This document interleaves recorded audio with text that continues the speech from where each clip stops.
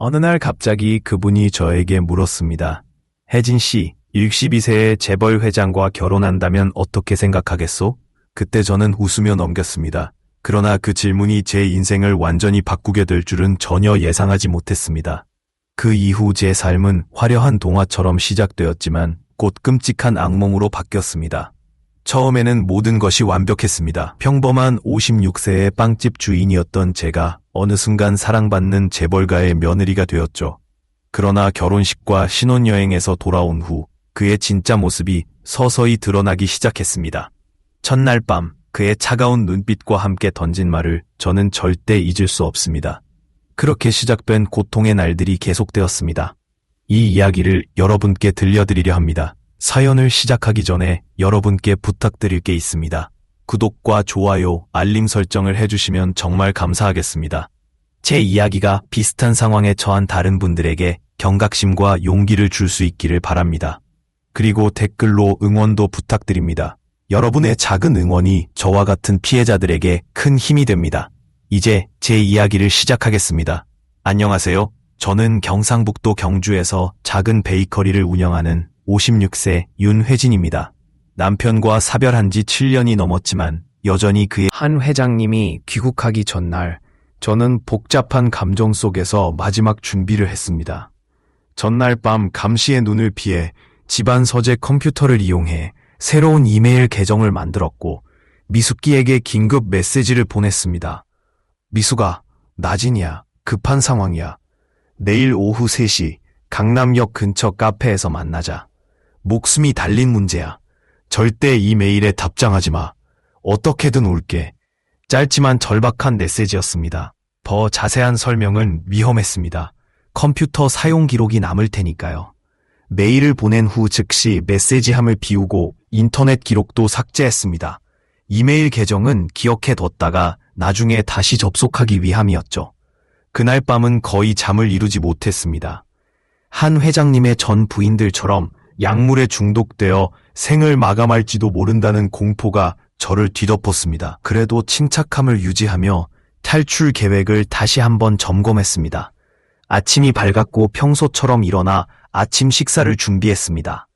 하인들 앞에서는 아무 일도 없는 듯 평소와 같은 표정을 유지하는 게 중요했습니다. 그들 중 누가 한 회장님에게 충성하는지 알 수 없었으니까요. 오늘은 기분이 좋네요. 쇼핑도 좀 하고 싶어요. 식사를 하던 집사에게 대화를 건네며 자연스럽게 말했습니다. 평소와 다른 행동은 의심을 살 수 있었기에 쇼핑은 가끔 허락되던 활동이라 자연스러웠습니다. 네, 사모님 운전기사에게 준비하라고 전하겠습니다. 예술회관에 도착했을 때 한 회장님은 이미 입구에서 기다리고 계셨습니다. 그날 그는 평소와 달리 정장 턱시도를 입으셔서 더욱 품격 있어 보였고 저를 보자마자 웃으며 다가오셨습니다. 그가 오늘 밤 달빛보다 더 아름다우십니다. 라고 말했을 때 가슴이 두근거렸습니다. 남편이 떠난 후 7년 만에 받는 칭찬이라 더욱 특별하게 느껴졌을지도 모르겠습니다. 오페라는 라트라비아타였고 비올레타의 슬픈 이야기에 저도 모르게 눈물을 흘리며 한 회장님이 조용히 손수건을 건네셨습니다. 그 순간 우리의 손이 스쳐 지나갔고 전류가 흐르는 것 같은 설렘이 제 몸을 가득 채웠습니다. 공연이 끝난 후 한 회장님은 저를 고급 레스토랑으로 안내해 주셨고 촛불이 켜진 테이블에서 와인을 마시며 우리는 오페라에 대한 이야기를 나누었습니다. 그의 문화적 소양은 정말 인상적이었고 이야기를 풀어가는 방식은 마치 교수님 같았습니다. 사실 그와 처음 만났을 때부터 특별한 감정이 있었습니다. 갑자기 그가 고백하자 저는 잠시 말을 잃었고 그는 이어서 말했습니다. 제 나이에 이런 감정을 느낄 줄은 상상도 못했는데 혜진 씨와 함께하는 시간이 정말 소중합니다. 그날 이후 우리의 만남은 더욱 깊어졌습니다. 한 회장님은 주말마다 경주에 오셨고 가끔은 저를 서울로 초대하셨습니다. 고급 레스토랑, 미술관, 음악회 등 그의 함께하는 곳곳은 모두 특별한 장소가 되었습니다. 한 회장님은 이미 입구에서 기다리고 계셨습니다. 평소에 입지 않는 정장 턱시도를 입으신 모습이 더욱 품격 있어 보였지요. 그가 저를 보자마자 환한 미소를 지으며 다가오셨습니다. 오늘 밤은 달빛보다 더 아름다우십니다. 그 말에 가슴이 뛰었습니다. 남편이 떠난 후 7년 만에 듣는 칭찬이었기에 더욱 특별하게 느껴졌습니다. 오페라는 라트라비아타였습니다. 불행한 운명을 가진 여주인공 비올레타의 이야기에 저도 모르게 눈물이 흘렀고 그때 한 회장님이 조용히 손수건을 건네셨습니다. 그 순간 우리의 손이 스쳤고 전류처럼 설렘이 온몸을 감쌌습니다. 공연 후 한 회장님은 저를 경주 최고의 레스토랑으로 안내했습니다. 촛불이 비추는 테이블에 앉아 와인을 마시며 우리는 오페라에 대한 이야기를 나눴습니다. 그의 문화적 지식은 놀라웠고 이야기 풀어가는 방식은 마치 베테랑 교수님 같았습니다. 사실 처음 혜진 씨를 만났을 때부터 특별한 느낌을 받았습니다. 그의 갑작스러운 고백에 잠시 말을 잃었습니다. 그는 이어서 말했습니다. 제 나이에 이런 감정을 느낄 줄은 상상도 못했는데 혜진 씨와 함께하는 시간이 너무 소중합니다. 그 이후로 우리의 만남은 더욱 깊어졌습니다. 한 회장님은 주말마다 경주를 찾아오셨고 가끔은 저를 서울로 초대해 주셨습니다. 고급 레스토랑, 미술관, 음악회. 그와 함께라면 어디든 특별한 곳이었습니다. 특히 잊지 못할 데이트는 서울 받아들이겠다고 말했죠. 전화 너머로 들려오는 그의 기쁨 가득한 목소리에 저도 모르게 눈물이 흐르며 정말 기쁩니다. 혜진 씨, 약속드립니다. 남은 평생 당신을 행복하게 해드릴게요. 결혼 준비는 생각보다 빠르게 진행되었습니다. 한 회장님 측에서 모든 것을 완벽하게 준비해 주셨습니다. 저는 그저 끌려가며 웨딩 드레스 피팅, 예식장 방문, 신혼여행 계획 등을 따라갔습니다. 때로는 이 모든 일이 꿈같이 느껴졌습니다. 경주에서 평범하게 빵을 굽던 제가 이제는 한국 최고의 건설 재벌과 결혼을 앞두고 있다니. 가끔은 거울 속 화려한 드레스를 입은 제 모습이 낯설게 느껴졌습니다. 결혼식 날이 다가올수록 주변의 시선은 더욱 뜨거워졌습니다. 경주 시내에서 소문이 퍼지자 베이커리 단골 손님들이 축하와 함께 걱정을 전하기도 했습니다. 그런 관심 속에서도 저는 오직 한 가지 생각만 있었습니다. 이제 다시 누군가의 아내가 된다는 것, 남은 인생을 사랑하는 사람과 함께 보낼 수 있다는 행복감이었습니다. 결혼식 전날 밤 마지막으로 스위트한 순간을 찾았습니다. 이제는 제가 직접 운영하지 않게 될 이곳, 반짝이는 주방을 둘러보며 지난 10년간의 추억을 떠올렸습니다. 그리고 새롭게 시작될 제 인생을 위해 조용히 기도했습니다. 결혼식은 최고급 호텔에서 진행되었습니다. 받아들이겠다고 말했죠. 전화 너머로 들려오는 그의 기쁨 가득한 목소리에 저도 모르게 눈물이 흐르며 정말 기쁩니다. 혜진 씨, 약속드립니다. 남은 평생 당신을 행복하게 해드릴게요. 결혼 준비는 생각보다 빠르게 진행되었습니다. 한 회장님 측에서 모든 것을 완벽하게 준비해 주셨습니다. 저는 그저 끌려가며 웨딩드레스 피팅, 예식장 방문, 신혼여행 계획 등을 따라갔습니다. 때로는 이 모든 일이 꿈같이 느껴졌습니다. 경주에서 평범하게 빵을 굽던 제가 이제는 한국 최고의 건설 재벌과 결혼을 앞두고 있다니. 가끔은 거울 속 화려한 드레스를 입은 제 모습이 낯설게 느껴졌습니다. 결혼식 날이 다가올수록 주변의 시선은 더욱 뜨거워졌습니다. 경주 시내에서 소문이 퍼지자 베이커리 단골 손님들이 축하와 함께 걱정을 전하기도 했습니다. 그런 관심 속에서도 저는 오직 한 가지 생각만 있었습니다. 이제 다시 누군가의 아내가 된다는 것. 남은 인생을 사랑하는 사람과 함께 보낼 수 있다는 행복감이었습니다. 결혼식 전날 밤 마지막으로 스위트한 순간을 찾았습니다. 이제는 제가 직접 운영하지 않게 될 이곳, 반짝이는 주방을 둘러보며 지난 10년간의 추억을 떠올렸습니다. 그리고 새롭게 시작될 제 인생을 위해 조용히 기도했습니다. 결혼식은 최고급 호텔에서 진행되었습니다. 제한된 하객만 초대한 작은 예식이었지만 사라지고 밤하늘의 별들이 반짝이기 시작했습니다. 도상라이 테라스에서 저녁을 마친 후 그는 샴페인을 따라 주었습니다. 반짝이는 바다와 촛불 아래 그의 모습은 여전히 멋지고 품격 있어 보였지만 뭔가 미묘한 변화가 느껴져 식사 내내 불안한 마음이 들었습니다. 이제 당신은 그의 아내입니다. 그의 품위를 갖춰야 합니다. 잔을 부딪히며 그가 한 말에 저는 미소로 답했지만 속으로는 의문이 들었습니다. 지금까지 제가 품격 없이 행동한 적이 있었나요? 그러나 그의 따뜻한 미소에 그런 생각은 금세 사라졌습니다. 밤이 깊어가고 우리는 침실로 향했습니다. 첫날 밤의 설렘에 가득했지만 그 순간부터 저는 또 다른 모습을 보게 되었습니다. 그는 침실의 조명이 너무 밝다며 특정 각도에서만 불을 켜라고 지시했습니다. 제가 입고 있던 실크 슬릭도 마음에 들지 않는다며 준비해온 특정 브랜드의 속옷으로 갈아입으라고 했습니다. 모든 것은 완벽해야 했습니다. 내 아내의 침실 모습도 예외는 아니었습니다. 잠자리에서도 그의 통제는 계속되었습니다. 잠자리의 모든 것이 그의 방식대로만 진행되어야 했고 자연스럽게 움직이거나 소리를 내는 것조차 허용되지 않았습니다. 마치 미리 짜여진 각본에 맞춰야 하는 듯한 느낌이었습니다. 데이트할 때의 다정함과 부드러움은 온데간데 없고 명령하듯 저를 통제하는 모습에 당황스러웠습니다. 날 밤 침대에 누워 천장을 보며 생각했어요. 이것이 정말 내가 꿈꿔왔던 결혼 생활인가? 한 회장님의 아내가 되기 위해 윤회진으로서의 정체성을 버려야 하는 걸까? 몰디브에서의 마지막 날, 해변을 걷다가 용기를 내어 솔직한 대화를 시도했습니다. 회장님, 저를 많이 신경 써주시는 건 알지만 가끔은 제가 저답게 살 수 있으면 좋겠어요. 그 말에 한 회장님은 잠시 걸음을 멈추고 제 양 어깨를 부드럽게 잡으셨습니다. 그의 눈빛은 다시 제가 처음 반했던 그 따뜻한 모습으로 돌아왔습니다. 미안해요, 혜진 씨. 당신을 너무 사랑하다 보니 모든 게 완벽했으면 하는 마음에 그랬어요. 앞으로는 조금 더 여유를 갖겠습니다. 그 순간만큼은 모든 것이 다시 좋아질 거라는 희망이 생겼습니다. 그러나 서울로 돌아간 후 일상은 몰디브에서의 약속과는 전혀 다른 방향으로 흘러갔습니다. 서울로 돌아온 후 저는 완전히 다른 세계에 발을 디딘 듯한 느낌이었습니다. 한 회장님의 강남 펜트하우스는 제 작은 경주집과는 비교할 수 없을 만큼 웅장하고 화려했습니다. 그러나 이 넓은 집에서 제 공간은 점점 좁아지고 있었습니다.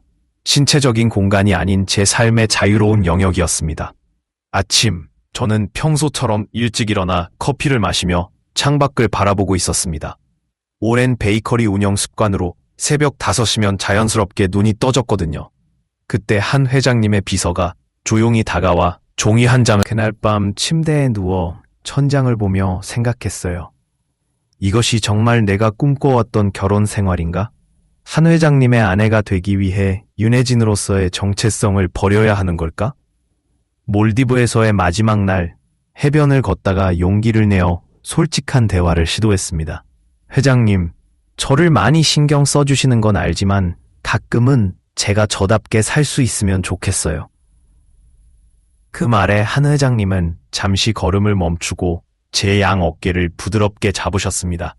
그의 눈빛은 다시 제가 처음 반했던 그 따뜻한 모습으로 돌아왔습니다. 미안해요, 혜진 씨. 당신을 너무 사랑하다 보니 모든 게 완벽했으면 하는 마음에 그랬어요. 앞으로는 조금 더 여유를 갖겠습니다. 그 순간만큼은 모든 것이 다시 좋아질 거라는 희망이 생겼습니다. 그러나 서울로 돌아간 후 일상은 몰디브에서의 약속과는 전혀 다른 방향으로 흘러갔습니다. 서울로 돌아온 후 저는 완전히 다른 세계에 발을 디딘 듯한 느낌이었습니다. 한 회장님의 강남 펜트하우스는 제 작은 경주집과는 비교할 수 없을 만큼 웅장하고 화려했습니다. 그러나 이 넓은 집에서 제 공간은 점점 좁아지고 있었습니다. 신체적인 공간이 아닌 제 삶의 자유로운 영역이었습니다. 아침, 저는 평소처럼 일찍 일어나 커피를 마시며 창밖을 바라보고 있었습니다. 오랜 베이커리 운영 습관으로 새벽 5시면 자연스럽게 눈이 떠졌거든요. 일했던 솜씨로 만든 초콜릿 케이크였습니다. 회장님이 기뻐하실 것이라 기대했지만 이게 뭐예요? 라며 한 회장님은 말했습니다. 오전 9시에 라페어에서 특별 주문한 케이크가 도착할 예정입니다. 그리고 오늘 당신은 10시까지 헤어와 메이크업을 마치고 제가 준비한 드레스를 입으셔야 해요. 제 마치 일정에서 벗어난 것이 큰 실수인 듯 말하는 회장님을 보며 가슴이 아팠습니다. 그날 저녁, 호화로운 생일 파티에서 저는 회장님이 고른 드레스를 입고 그가 원하는 미소를 지으며 그가 지시한 대로 손님들에게 말을 전했습니다. 거울 속의 저는 윤혜진이 아니었습니다. 그저 한경수 회장의 완벽하게 통제된 아내일 뿐이었습니다. 그 순간 저는 깨달았습니다. 내가 잃어버린 것은 단순한 자유가 아니라 나 자신이었다는 것을. 앞으로 더 심해질 통제와 제한이 저를 기다리고 있음을 알게 되었습니다. 휴대폰, 친구, 가족과의 연락까지 제 삶의 모든 연결이 하나씩 끊어지는 과정은 이제 시작에 불과했습니다. 결혼 3개월째 저는 점점 더 고립되고 있었습니다.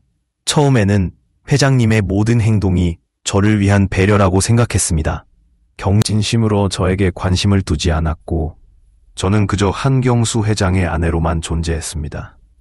가끔은 내가 강남의 호화로운 아파트에 갇힌 새처럼 느껴지기도 했습니다. 황금 새장이라 해도 그것은 여전히 새장일 뿐이니까요.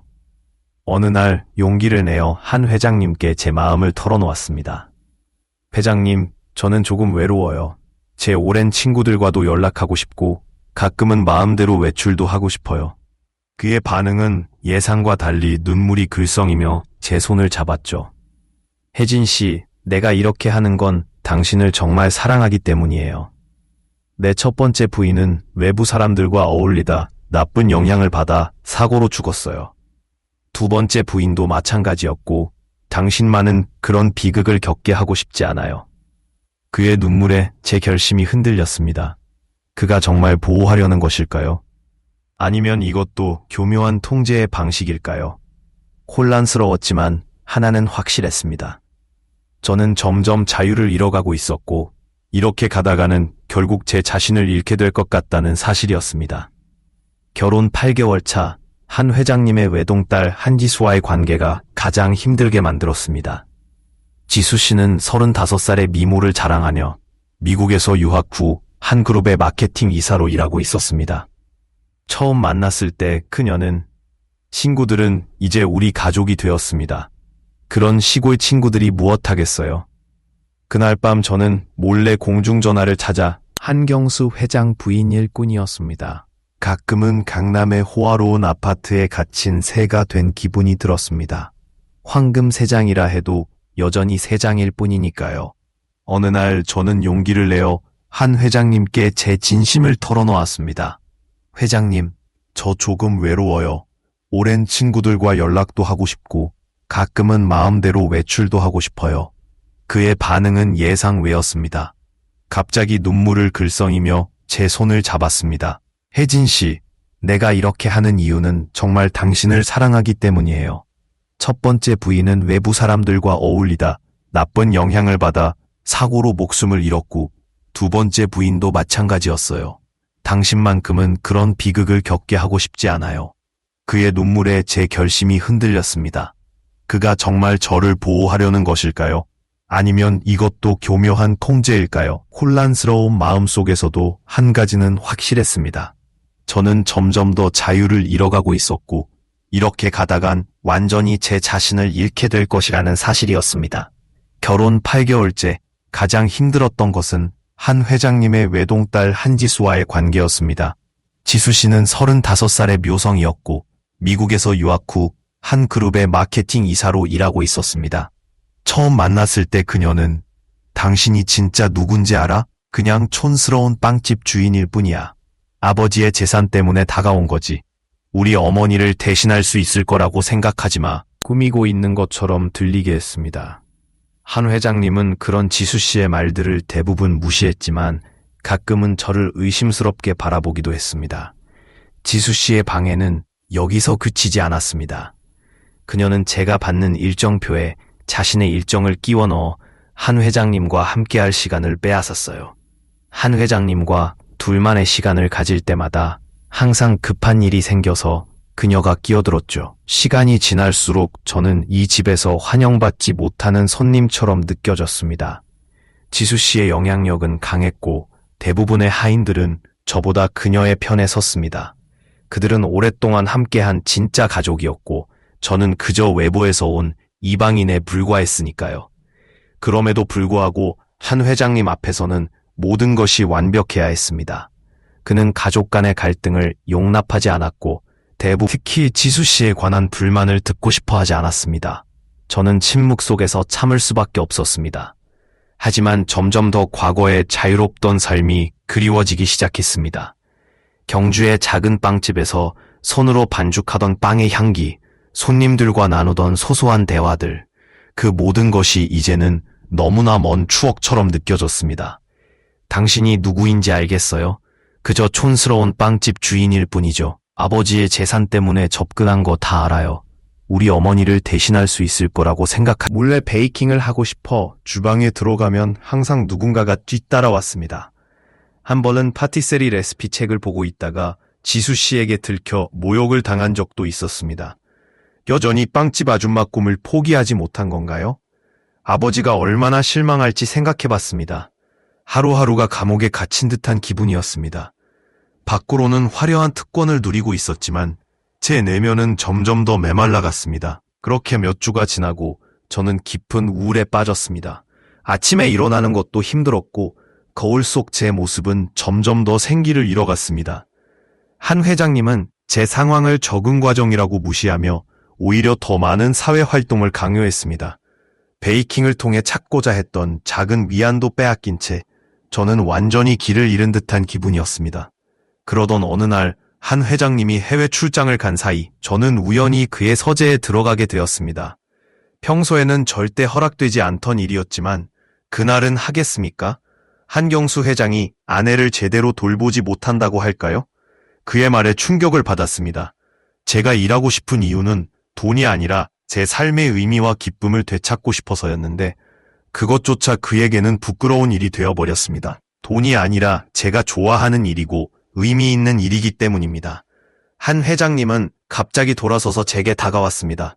그의 눈빛은 분노로 가득했습니다. 이 집에서 당신이 할 일은 오직 하나입니다. 나를 몰래 베이킹을 하고 싶어 주방에 들어가면 항상 누군가가 뒤따라왔습니다. 한 번은 파티세리 레시피 책을 보고 있다가 지수 씨에게 들켜 모욕을 당한 적도 있었습니다. 여전히 빵집 아줌마 꿈을 포기하지 못한 건가요? 아버지가 얼마나 실망할지 생각해 봤습니다. 하루하루가 감옥에 갇힌 듯한 기분이었습니다. 밖으로는 화려한 특권을 누리고 있었지만 제 내면은 점점 더 메말라갔습니다. 그렇게 몇 주가 지나고 저는 깊은 우울에 빠졌습니다. 아침에 일어나는 것도 힘들었고 거울 속 제 모습은 점점 더 생기를 잃어갔습니다. 한 회장님은 제 상황을 적응 과정이라고 무시하며 오히려 더 많은 사회 활동을 강요했습니다. 베이킹을 통해 찾고자 했던 작은 위안도 빼앗긴 채 저는 완전히 길을 잃은 듯한 기분이었습니다. 그러던 어느 날 한 회장님이 해외 출장을 간 사이 저는 우연히 그의 서재에 들어가게 되었습니다. 평소에는 절대 허락되지 않던 일이었지만 그날은 하겠습니까? 한경수 회장이 아내를 제대로 돌보지 못한다고 할까요? 그의 말에 충격을 받았습니다. 제가 일하고 싶은 이유는 돈이 아니라 제 삶의 의미와 기쁨을 되찾고 싶어서였는데 그것조차 그에게는 부끄러운 일이 되어버렸습니다. 돈이 아니라 제가 좋아하는 일이고 의미 있는 일이기 때문입니다. 한 회장님은 갑자기 돌아서서 제게 다가왔습니다. 그의 눈빛은 분노로 가득했습니다.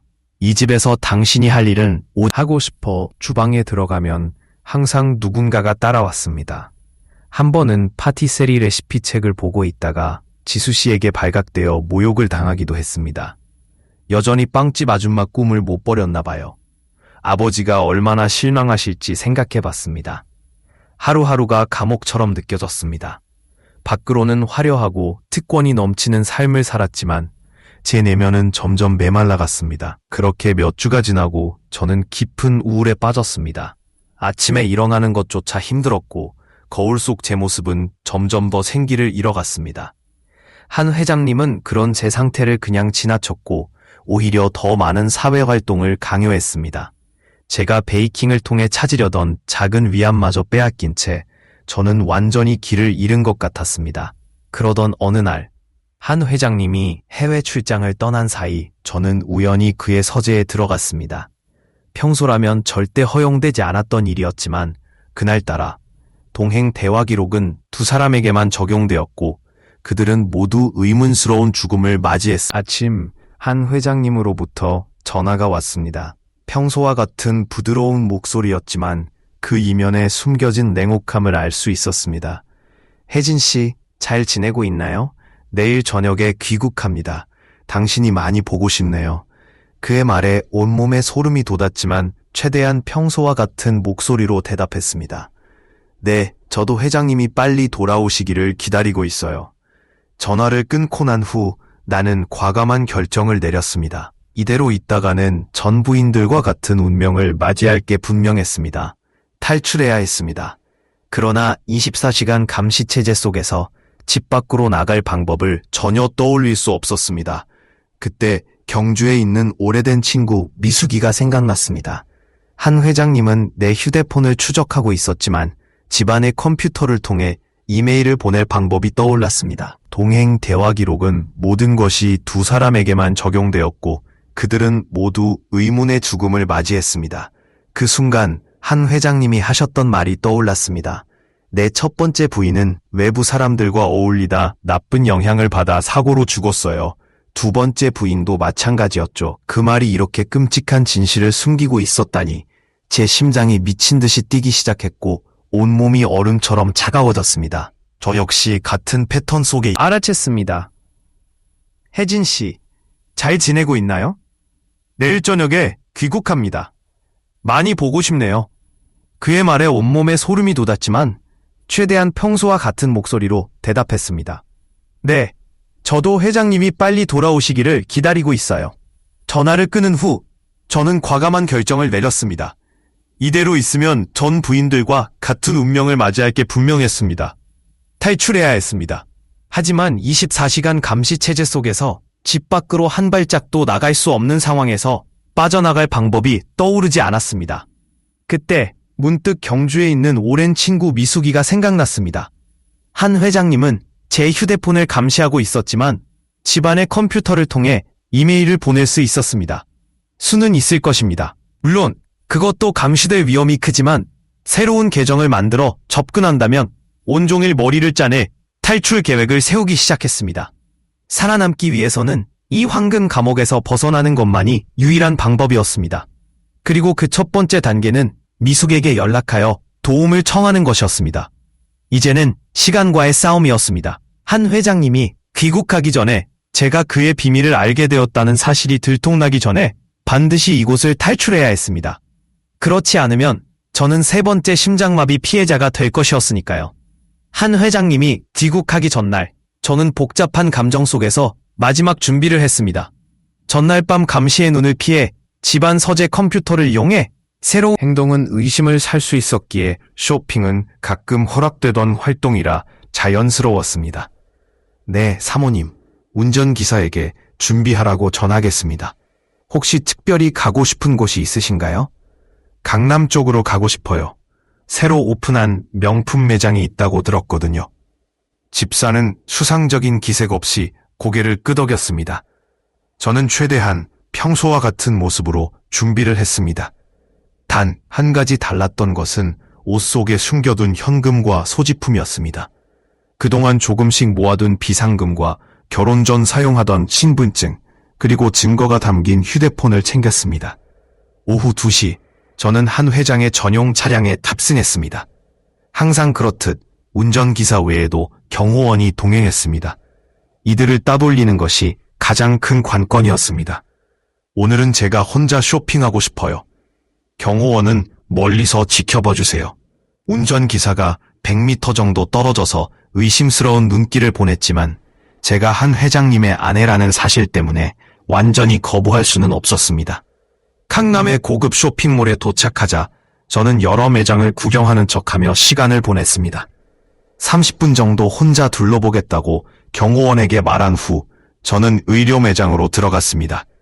그곳에서 탈의실을 이용해 외투를 받으며 입고 모자와 선글라스를 착용한 뒤 기상 출구로 빠져나갔습니다.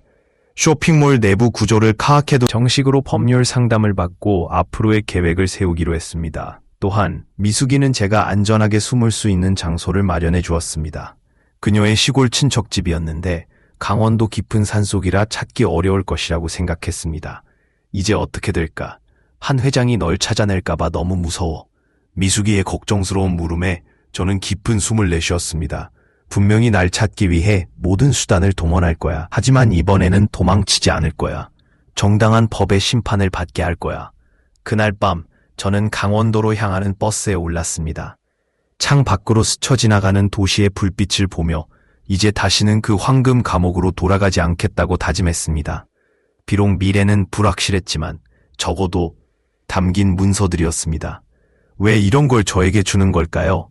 아버지의 딸인데 지수 씨는 눈물을 머금고 있었습니다. 그리고 그녀는 제가 상상하지 못한 충격적인 고백을 시작했습니다. 아버지가 처음 결혼했을 때 저는 겨우 5살이었어요. 이정희 어머니는 매우 다정하고 따뜻한 분이셨죠. 하지만 아버지의 통제가 시작되면서 어머니는 점차 달라졌습니다. 약에 취해 하루 종일 누워 계시다가 어느 날 갑자기 돌아가셨죠. 지수 씨의 말에 제 마음은 아팠습니다. 그녀는 계속 이야기를 이어갔습니다. 두 번째 부인도 마찬가지였어요. 처음에는 활기차고 밝은 사람이었지만 아버지의 영향 아래 점차 변해갔습니다. 사본이었는데 그곳에는 두 부인의 죽음을 어떻게 계획했는지와 저에 대한 관리 계획까지 상세히 기록되어 있었습니다. 이건 아버지 금고에 숨겨두었던 것이었죠. 저만 알고 있는 비밀번호로 열었습니다. 이 증거들이 언니에게 도움이 되기를 바랍니다.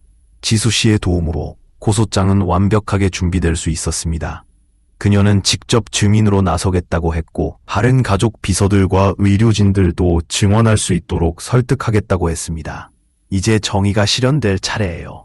아버지의 희생자들을 위해서라도 이 악몽은 끝나요. 지수 씨가 떠난 후 저는 그녀가 남긴 증거들을 하나하나 살펴보았습니다. 그것들은 한 회장님의 범죄를 명백히 증명할 수 있었습니다. 담긴 문서들이었죠. 왜 이런 걸 제게 주는 거죠? 아버지의 딸인데 지수 씨의 눈에 눈물이 맺혔습니다. 그리고 그녀는 제가 상상할 수 없었던 충격적인 고백을 시작했습니다. 아버지가 처음 결혼했을 때 저는 겨우 5살이었어요. 이정희 어머니는 너무 따뜻하고 친절한 분이었죠. 하지만 아버지의 통제가 시작되면서 어머니는 점점 변해갔습니다. 약에 취해 하루 종일 누워있다가 어느 날 갑자기 돌아가셨죠. 지수 씨의 말에 제 심장이 아팠습니다. 그녀는 이야기를 계속 이어갔습니다. 두 번째 부인도 마찬가지였어요. 처음엔 밝고 활기찬 사람이었는데 아버지의 손에 들어가자 마치 영혼이 사라진 사람처럼 변해갔습니다. 그리고 회장은 감금, 협박, 강요, 그리고 약물 사용에 대한 혐의로 징역 5년을 선고받았습니다. 또한 전 부인들의 의무사에 대한 수사가 재개되었고 살인 혐의에 대한 별도의 재판이 진행될 예정이었습니다. 법정에서 한 회장님과 마지막으로 눈을 마주쳤을 때 그의 눈에는 여전히 분노와 오만이 가득했습니다. 그러나 이제 그의 실체는 전 세계에 드러났고 더 이상 아무도 그의 권력에 굴복하지 않았습니다. 모든 것이 끝났습니다. 이제 새로운 시작을 할 시간입니다. 재판이 끝난 후 지수 씨가 제게 한 말이었습니다. 그녀는 아버지의 그늘에서 벗어나 자신만의 삶을 시작하겠다고 결심했었죠. 그녀와 저는 이상하게도 이 고통스러운 과정을 거쳐 진정한 가족이 되었습니다. 재판이 끝난 후 저는 새로운 삶의 방향을 고민하게 되었어요. 서울은 이제 저에게 너무 많은 상처와 기억을 남긴 곳이었고 경주로 돌아가는 것도 과거로 되돌아가는 느낌이었죠. 그래서 저는 완전히 새로운 시작이 필요했습니다. 그리하여 전라남도 완도를 선택했죠. 아름다운 섬과 바다가 펼쳐진 곳에서 충분히 멀리 떨어진 새롭게 시작하기 좋은 장소였어요. 이혼 합의금으로 저는 완도의 작은 해안가와 마을이 보이는 2층 건물을 구입했습니다. 그때 미숙기는 제가 커피숍 인테리어를 하는 동안 옆에서 도와주며 이렇게 말했죠. 그녀의 말대로 저는 이제 제 삶의 주인이 되어 원하는 대로 할 수 있게 된 거예요. 1층은 회장은 감금, 협박, 강요, 그리고 약물 사용에 대한 혐의로 징역 5년을 선고받았습니다. 또한 전 부인들의 의문사에 대한 수사가 재개되었고 살인 혐의에 대한 별도의 재판이 진행될 예정이었습니다. 법정에서 한 회장님과 마지막으로 눈을 마주쳤을 때 그의 눈에는 여전히 분노와 오만이 가득했습니다. 그러나 이제 그의 실체는 전 세계에 드러났고 더 이상 아무도 그의 권력에 굴복하지 않았습니다. 모든 것이 끝났습니다. 이제 새로운 시작을 할 시간입니다. 재판이 끝난 후 지수 씨가 제게 한 말이었습니다. 그녀는 아버지의 그늘에서 벗어나 자신만의 삶을 시작하겠다고 결심했었죠. 그녀와 저는 이상하게도 이 고통스러운 과정을 거쳐 진정한 가족이 되었습니다. 재판이 끝난 후 저는 새로운 삶의 방향을 고민하게 되었어요. 서울은 이제 저에게 너무 많은 상처와 기억을 남긴 곳이었고 경주로 돌아가는 것도 과거로 되돌아가는 느낌이었죠. 그래서 저는 완전히 새로운 시작이 필요했습니다. 그리하여 전라남도 완도를 선택했죠. 아름다운 섬과 바다가 펼쳐진 곳에서 충분히 멀리 떨어진 새롭게 시작하기 좋은 장소였어요. 이혼 합의금으로 저는 완도의 작은 해안가와 마을이 보이는 2층 건물을 구입했습니다. 그때 미숙기는 제가 커피숍 인테리어를 하는 동안 옆에서 도와주며 이렇게 말했죠. 그녀의 말대로 저는 이제 제 삶의 주인이 되어 원하는 대로 할 수 있게 된 거예요. 대해 이야기했어요. 시간이 지나면서 고창 마을 사람들은 저를 혜진 씨 또는 빵집 사장님이라고 불렀고 더 이상 한경수 회장의 전 부인이라는 꼬리표는 따라다니지 않았습니다. 제 정체성을 되찾은 셈이죠. 2년이 지난 지금 블루 호라이즌은 완도에서 꽤 유명한 장소가 되었습니다. 주말이면 인근 도시에서도 찾아오는 손님들이 있을 정도예요. 관광객들도 완도의 아름다운 풍경과 함께 제 카페를 추천 명소로 찾아왔습니다. 이야기를 나누게 되었어요. 특히 베이커리 운영에 대한 진심과 어린 질문들이 인상 깊었습니다. 그분은 정말 대단하신 분이네요. 남편을 잃고도 그렇게 열심히 가게를 운영하셨다니 쉽지 않았을 텐데요. 그의 진심 어린 말에 마음이 따뜻해졌습니다. 남편이 떠난 후 대부분의 사람들은 저를 불쌍한 과부로만 보았는데 한켠에서는 따뜻한 설렘이 피어올랐습니다. 오랜만에 느낀 감정이었죠. 그 후로 한 회장님은 일주일에 2번씩 스위트 모먼트를 찾아오셨습니다. 때로는 제가 구운 빵을 맛보며 진지한 감상을 전해주시고 때로는 경주 근교의 아름다운 장소들을 추천해 주셨어요. 그의 지식은 해박했고 대화는 항상 흥미로웠습니다.